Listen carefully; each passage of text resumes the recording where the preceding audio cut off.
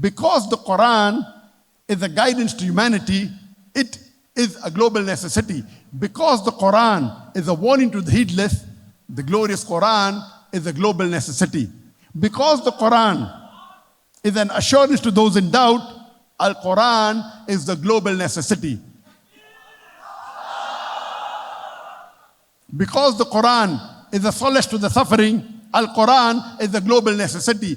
Because the Quran is a hope to those in despair, Al-Quran is a global necessity.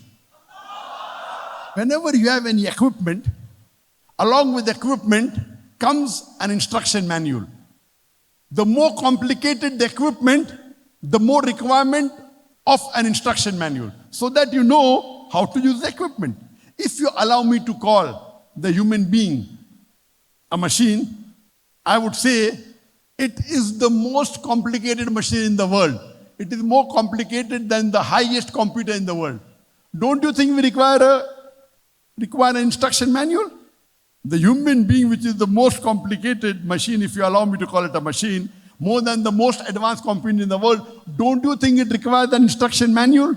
The instruction manual for the human being, it is the glorious Quran.